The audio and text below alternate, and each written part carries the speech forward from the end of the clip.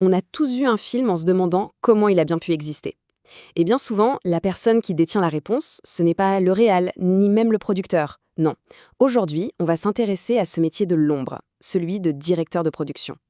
C'est lui ou elle qui a la tâche quasi impossible de faire rentrer les rêves des créatifs dans les petites cases d'un budget. Alors, imaginez un peu la scène. On suit un directeur de production, un dir-prod comme on dit dans le milieu, qui doit monter un film. Le titre Blanche-Neige le retour. Déjà, ça sent le projet ambitieux. Et c'est là que tout commence. Le choc frontal entre l'artistique et la dure, très dure réalité des chiffres.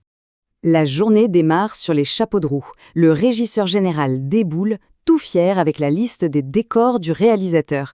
C'est grandiose, c'est magnifique. Un château par-ci, le Louvre par-là, on sent le grand film.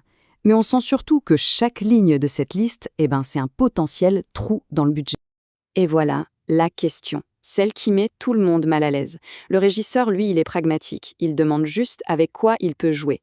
Et là, tout le monde retient son souffle, parce que la réponse va tracer la frontière exacte entre le rêve et ce qui est vraiment possible. Et la réponse, elle est brutale. C'est un premier film. Traduction, les caisses sont vides. Il n'y a rien. C'est ça le cinéma indépendant. Il faut donner l'illusion de Hollywood avec un budget de film de fin d'études. C'est un grand écart permanent. Et c'est précisément là que le numéro d'équilibriste du dir-prod commence. Alors, première astuce quand on n'a pas un sou, le bluff. C'est aussi simple que ça.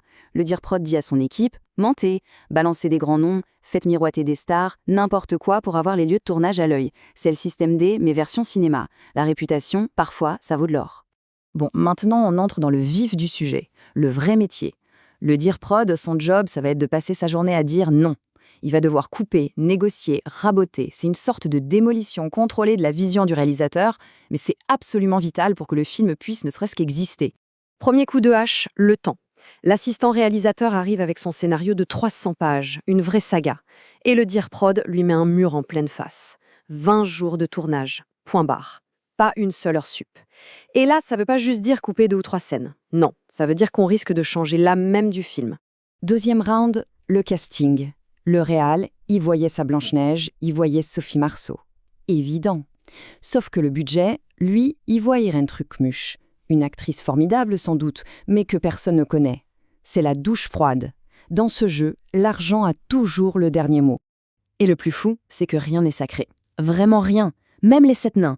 Le réalisateur se plaint qu'on lui en a sucré 4. Blanche-Neige avec 3 nains. C'est là qu'on comprend la logique implacable de la production. Chaque nain, chaque personnage, c'est juste une ligne de plus sur un devis. Et ça n'arrête pas. C'est au tour du chef opérateur, le dir-faute, de demander du matériel. Et là, le dir-prod sort l'argument massu, un peu manipulateur sur les bords. Il lui parle d'un grand chef-op qui a eu un Oscar en éclairant avec 3 bougies. Une façon très polie de dire « t'auras que dalle, alors sois un génie et débrouille-toi ». Et voilà, le premier soupir de la journée. Forcément, la pression monte, les compromis s'enchaînent, c'est épuisant. La cigarette, c'est un peu le baromètre du stress du dir-prod. Et là, on n'en est qu'au début.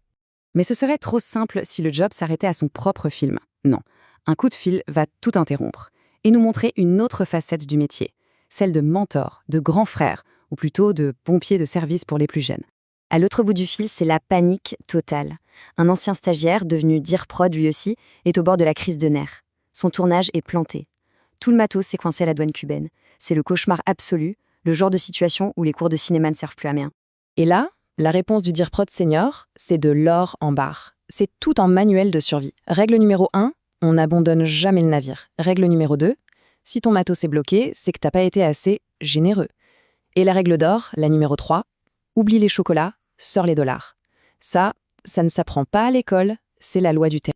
Allez, on retourne à notre histoire. On entre dans la dernière phase, la plus terrible de la journée.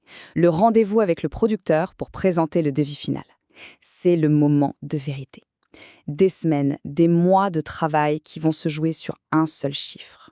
Et là, le stress est à son paroxysme. Le cendrier n'est plus un détail. Il est le témoin silencieux d'une journée infernale à jongler avec les chiffres et à éteindre des incendies. L'épuisement est total, mais il faut tenir. Avant même de connaître le chiffre final, il faut prendre la mesure de ce qui a été fait. C'est ahurissant. Le dir-prod a tout sacrifié.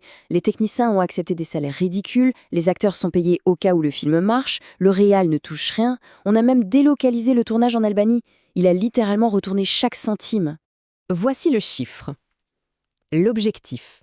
La ligne rouge à ne surtout pas franchir. 4 500 000. C'est le mur.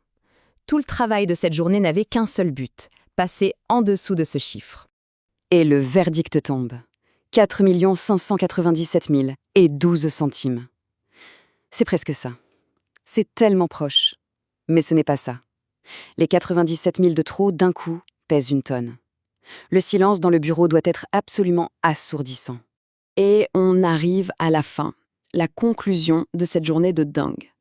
Une fin qui est à la fois complètement tragique et en même temps terriblement révélatrice de la nature de ce métier. La phrase tombe comme un coup près. C'est encore trop cher.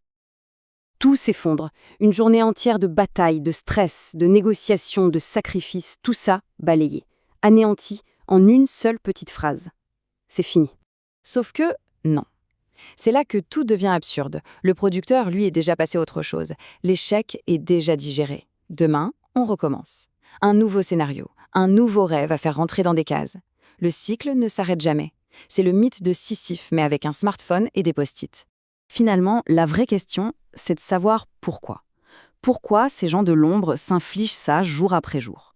Dans ce monde où l'art se cogne sans arrêt aux chiffres, qu'est-ce qui les pousse à recommencer cette course folle, encore et encore, juste pour avoir une chance, peut-être, de faire naître une histoire sur un écran?